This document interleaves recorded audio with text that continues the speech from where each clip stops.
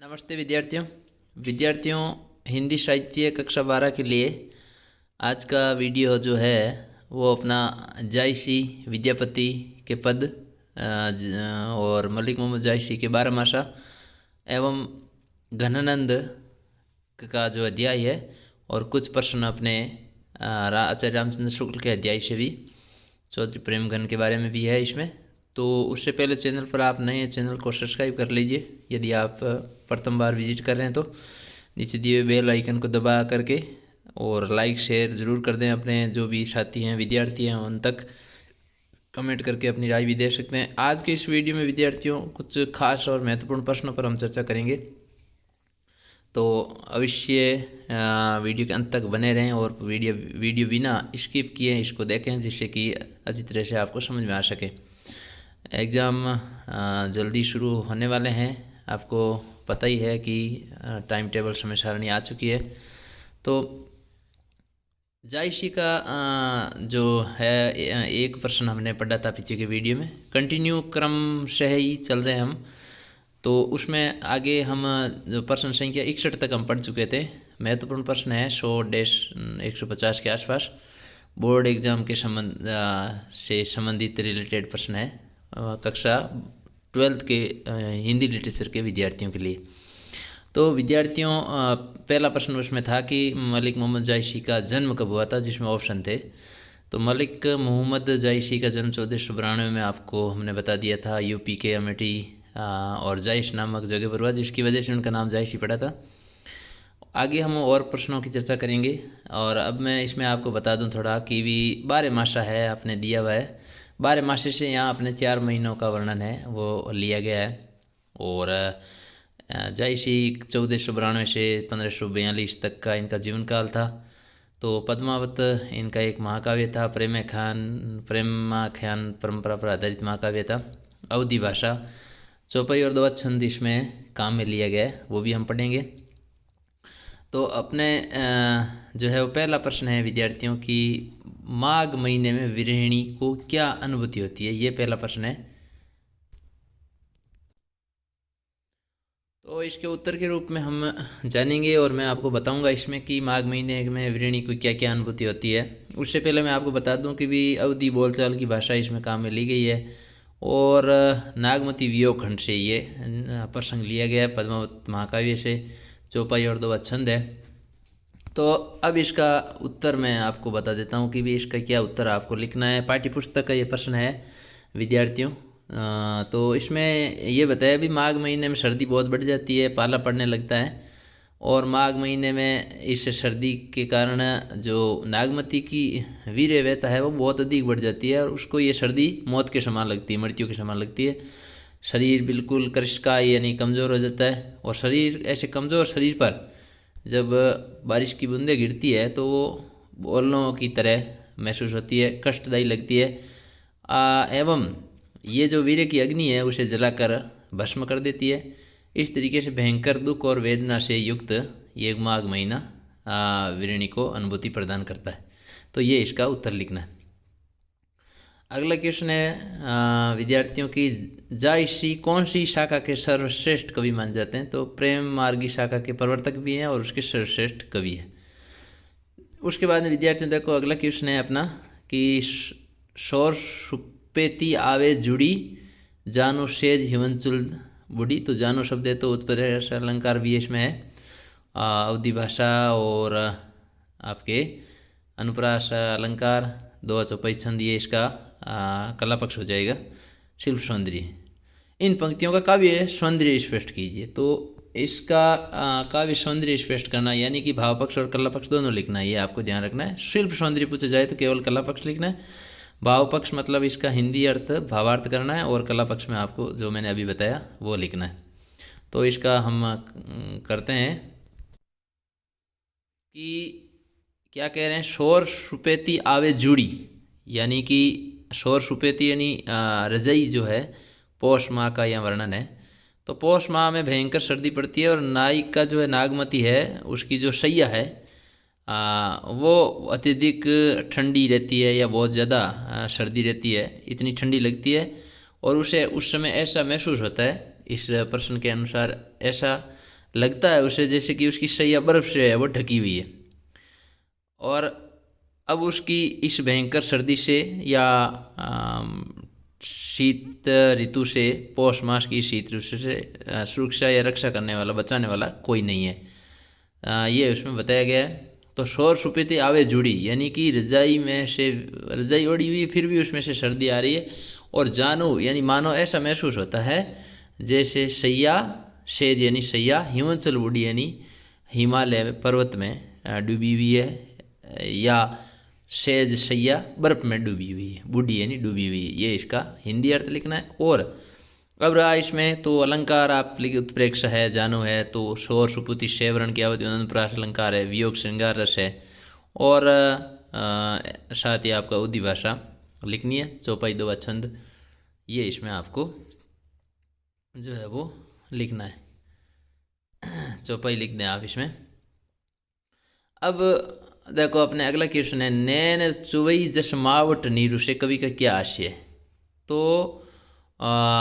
नायिका नागमती है, वीर्य में उसके नैन इस तरीके से बह रहे हैं, नैन नेत्रों से अश्रुधारा इस प्रकार से बह रही है जैसे मावट माह में पानी बरसता है, मावट में वर्षा होती है, उसी तरीके से ये इसका आशय लिखना है, दुख और वीर्य के कारण। ये आपको इसका विद्यार्थियों अर्थ लिखना है। तो बहुत महत्वपूर्ण प्रश्न है, ऐसे प्रश्नों के उत्तर जरूर आप याद करें विद्यार्थियों, और अंत तक वीडियो पूरा देखें। इसके आगे का वीडियो क्रमश से जारी रहेगा, चैनल पर बने रहें और साथियों को जोड़ें, जिससे हमारा भी आपसे रूबरू होने का उत्साह और जोश विश्वास है वो बना रहे, और हम आपके साथ इसी प्रकार से आपको नई नई चीज़ें बोर्ड से संबंधित ला के बताते रहें, विषय से संबंधित। अगला प्रश्न है, अब धनी देवस वीरे भारती का क्या आशय है, स्पष्ट कीजिए। तो ये इसका आशय स्पष्ट करना है। तो विद्यार्थियों इसका जो आंसर होगा, उत्तर होगा, वो क्या होगा, अब धनी देवस वीरे भारती। तो इसका अर्थ, ये जो पंक्ति ली गई है वो अगहन मास में ली गई है, शीत ऋतु जहाँ शुरुआत होती है, और उसमें दिन छोटे और रातें बड़ी होती है, आपको पता ही है। वीरणी नागमती इस वीरवेता के लिए बहुत ही कमज़ोर हो चुकी है, या दिन दिन वो कमज़ोर होती जा रही है। और फिर वो कहती है वी कि मेरा जो तन है वो तो ठंड के दिनों के कारण, जैसे सर्दी के दिनों में दिन की अवधि दुर्बल होती है, उसी तरीके से मेरा भी शरीर जो छोटा होता जा रहा है, और मेरा वीर है वो सर्दी में बहुत अधिक बढ़ जाता है, या जो बहुत बड़ा हो जाता है। ये इसका अर्थ लिखना। अब धनी देवस वीरे भारती, अब तो दिन भी वीर्य की रात्रि के समान महसूस होते हैं। जैसे रातें लंबी होती है तो वीर्य के कारण वो बहुत अधिक बड़ी लगती है, उसी प्रकार दिन भी अब तो छोटे होने के बावजूद भी बड़े लगते हैं, क्योंकि वो एकदम छोटे, दिन जैसे छोटे हैं उसी तरीके से खुद भी कमज़ोर और दुर्बल हो गई है। ये आशय स्पष्ट करना। अगला देखो इसका क्या प्रश्न है विद्यार्थियों, तन जस पियर पात भा मोरा, है ना। तन जस तो उपमा अलंकार है, तन यानी शरीर जैसे पीले पत्ते, शरीर एकदम पीले पत्तों की तरह हो गया है। मोरा वीर्य न रहे पवन होई जोरा, तो अब तो पवन भी वीर्य बन करके है वो झकझोर रहा पूरे शरीर को। ये इसका आप पंक्ति का आशय स्पष्ट कीजिए, ये पंक्ति का आशय स्पष्ट करना है। तो इतना उसका दुख इतना बढ़ गया है कि अब तो पवन भी उसको वीर्य बन करके झकझोर रहा है, और शरीर एकदम पीले पत्तों जैसा हो गया। तो उपमा अलंकार के माध्यम से यहाँ पर कवि ने इसका ये अर्थ बताया, ऐसा आपको लिखना है। अगला विद्यार्थियों प्रश्न है, जियत खाए मुवन नहीं छोड़ा, इसमें नायिका की वीर्य अवस्था का वर्णन कीजिए। तो इसमें वीर्य वर्णन करना है आपको। तो इसमें विद्यार्थियों उत्तर के रूप में आपको जो है वो लिखना है कि भी नायिका कहती है कि वीर रूपी बाज पक्षी जो होता है वो जीते जी उसके शरीर को नोच रहा है या खा रहा है, क्योंकि जैसे बाज पक्षी होता है वो मृत पक्षियों का भक्षण पशुओं का ही भक्षण करता है, किंतु यहाँ जो है नायिका को वो जीते जी ही खा रहा है ना। जियत खाए मुँह नहीं छोड़ा, मुँह मरे हुए को तो खाता ही है, नायिका को जीवित रहते हुए भी नहीं छोड़ रहा है। तो नायिका की वीर्य दशा ये हो चुकी कि दुख और पीड़ा की वेदना के कारण उसकी मरने जैसी स्थिति हो चुकी है। ये इसमें आपको वीर्य दशा का वर्णन करना है। तो ये तो हो गया इस पाठ के प्रश्न पूरे। विद्यापति का पाठ अगला है, तो उससे संबंधित भी कुछ महत्वपूर्ण प्रश्नों पर चर्चा कर लेते हैं विद्यार्थियों। पहला प्रश्न है, विद्यापति का जन्म कब हुआ? तो 1380 मधुबनी बिहार में इनका जन्म हुआ था।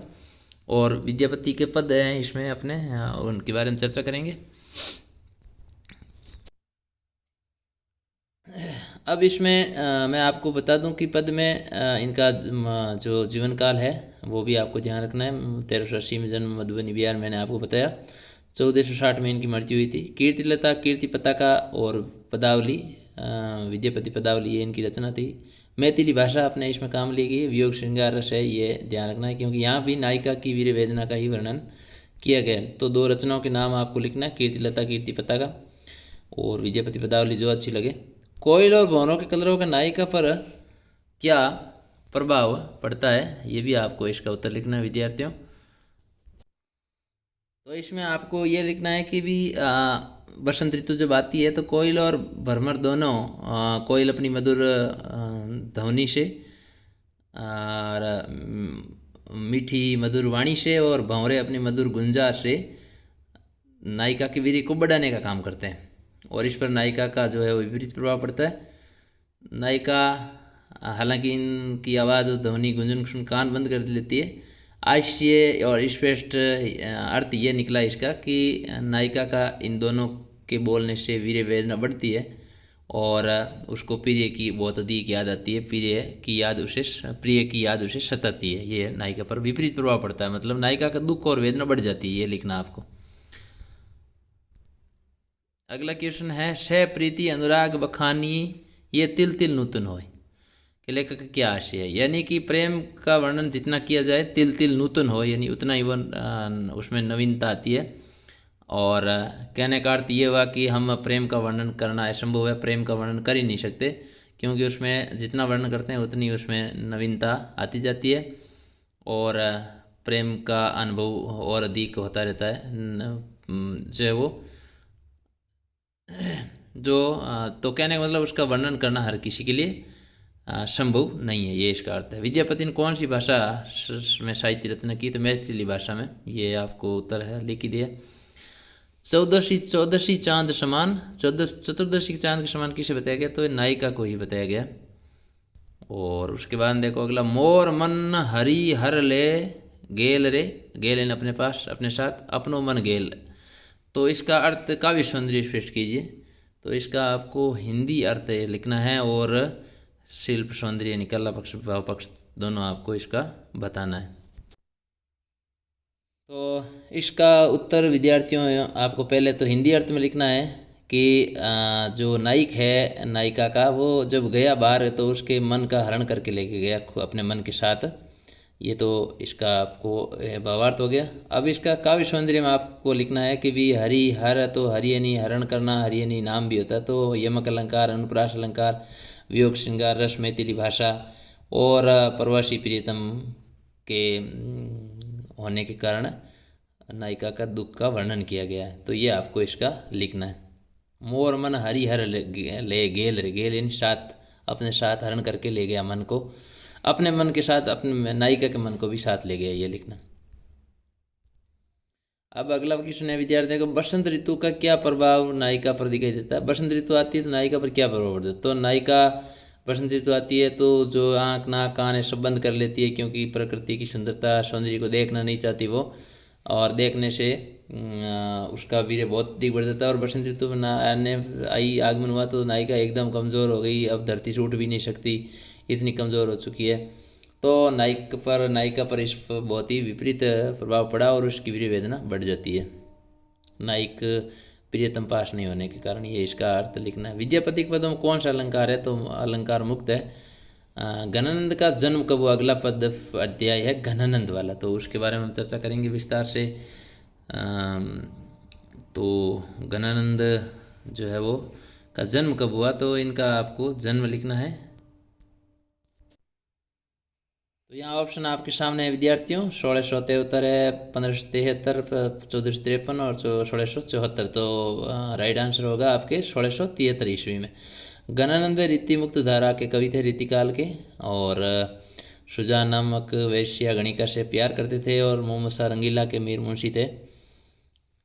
लेकिन बाद में सुजान से अनबन होने की वजह से और बादशाह का जवाब नहीं देने की वजह से उनको निकाल दिया गया। बाद में वो सन्यासी बन गए निम्बार्क संप्रदाय में दीक्षित होकर के। तो ये ऐसा इश्क में वर्णन है, और 1760 में इनका निधन हो गया था गणानंद का। तो मैं आपको इसके साथ साथ कई प्रश्न और भी बता रहा हूँ। अगला क्वेश्चन है, अपने यहाँ पर कविता दिए गए हैं गणानंद के, कविता और सवैया छंद में। तो ये भी आपको ध्यान रखना है। यहाँ पर भी वियोग श्रृंगार रस है, बस भाषा कवि छंद है और भाषा ब्रज काम में ली गई है, तो ये ध्यान रखना है। सुजान परिमिका है गणानंद की। अब देखो अगला क्वेश्चन है, कूक भरी मुक्ता में कौन सा अलंकार है? तो कै वर्ण की आवृत्ति है, तो इस कारण इसमें जो है वो अनुप्रास अलंकार है। कवि ने चाह चलन ने ये संदेश ले सुजान को क्यों कहा है? ये इसका जो प्रश्न है, इसका उत्तर हम बताते हैं आपको। तो इसका उत्तर पहली बात तो ये पाठ्यपुस्तक का पहला ही प्रश्न है। तो कहने का अर्थ ये है कि चाहत चलन ये संदेश ले सुजान को, यानी कि प्रेम की चाहत जो है वो ख़त्म नहीं होती है, उसकी चाहत बनी रहती है। और विशेष तौर से कई समय तक बिछड़न होने के बाद जब मिलते हैं तो बहुत अधिक चाहत हो जाती है, प्रबलता बहुत अधिक रहती है, और उसकी आशा मिलन की जो आशा होती है वो कभी समाप्ति नहीं होती है। तो इसीलिए वो कहती है कि ये मिलने का संदेश लेकर के कोई जा सकता है क्या? संदेश के इंतजार में वो जो नायिका के जो तन में शरीर में प्राण है वो संदेश नायक तक ले जाने, प्रियतम तक ले जाने के इंतजार में ही रुके हुए। घनानंद शब्द में श्लेष अलंकार है घनानंद में, है ना, नाम भी है और घना आनंद ये भी है। तो श्लेष अलंकार शब्द एक अर्थ अनेक। रीतिकाल के रीतिमुक्त काव्य धारा के प्रतिनिधि कवि माने जाते हैं, ये इसका हो गया। फिर देखो आपके आनाकानी आरसी, है ना, ये भी एक महत्वपूर्ण प्रश्न है। आनाकानी आरसी नियार भी करोगे कोलो, क्यों मोह चुकित दशा त्यों ने दीठी डाली, दीठी यानी दृष्टि डाली है नजर डालना। तो आरसी यानी दर्पण, निहार वो यानी देखना, करोगी कोल मतलब मेरे से मिलने के लिए आरसी देख करके उसको अपने उसमें चेहरा निहारने का बहाना कब तक करती रहोगी? क्या वो मोह चकित दशा, और मेरी इस दयनीय दशा पर कब तक तुम दृष्टि नहीं डालती हो, या कब तक दृष्टि नहीं डालोगी? ये इसका आपको भावार्थ लिखना है, और फिर इसका काव्य सौंदर्य लिखना है। तो काव्य सौंदर्य में आप अनुप्रास अलंकार, वियोग श्रृंगार रस और ब्रज भाषा ये इसमें आप लिखेंगे। और आक्षेप अलंकार भी है, क्योंकि आरोप लगाया गया है, तो ये भी आपको काव्य सौंदर्य लिखना है।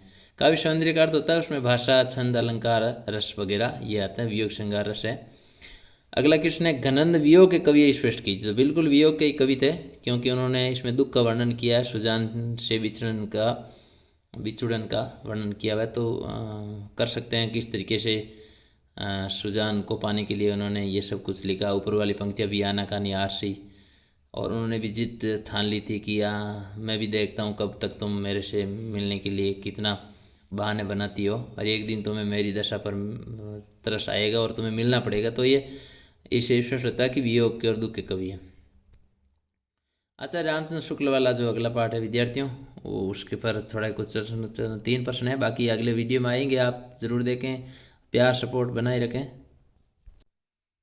तो इसमें जो रामचंद्र शुक्ल का पाठ है, गद्य भाग का ये पहला पाठ है, प्रेमगन की छाया स्मृति, ये पाठ है अपना। तो शुक्ल जी का जीवन काल 84 से 1884, 1984, 1883, 1982, तो 1884 में 1941 तक था उनका। एक महत्वपूर्ण आलोचक हैं आचार्य रामचंद्र शुक्ल, और ये जो पद्याय है वो संस्मरणात्मक निबंध है, लिखित संस्मरणात्मक निबंध है, रामचंद्र शुक्ल ने लिखा था। चौधरी प्रेमगन की स्मृति में संस्मरण की तरह लिखा गया निबंध है। लेखक का हिंदी साहित्य के प्रति झुकाव किस तरह बढ़ता गया? तो ये जो पहला प्रश्न है काफ़ी महत्वपूर्ण प्रश्न है।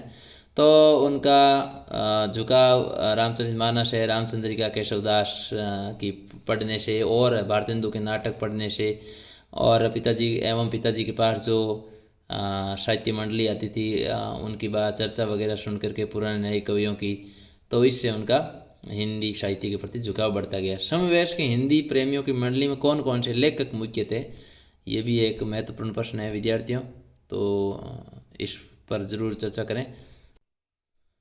कौन कौन से शामिल थे, इसका आंसर में आपको लिखना है कि कायासी प्रसाद जायसवाल, भगवान दास जी हालना, लक्ष्मीनारायण चौबे, बद्रीनाथ गौड़, उमाशंकर द्विवेदी वगैरह, ये जो है प्रमुख समवयस्क हिंदी मंडली के कवि थे। अगले वीडियो मिलते हैं विद्यार्थियों, तब तक के लिए आप अच्छी तरह से तैयारी करें और समय सारणी टाइम टेबल बना के एक अच्छी तरीके से लगन के साथ मेहनत करें। आपको अच्छे अंक मिल जाएंगे, ज़रूर अच्छे अंक मिलेंगे और अच्छे नंबर आपके आएंगे। तब तक के लिए जय हिंद, जय भारत। थैंक यू विद्यार्थियों।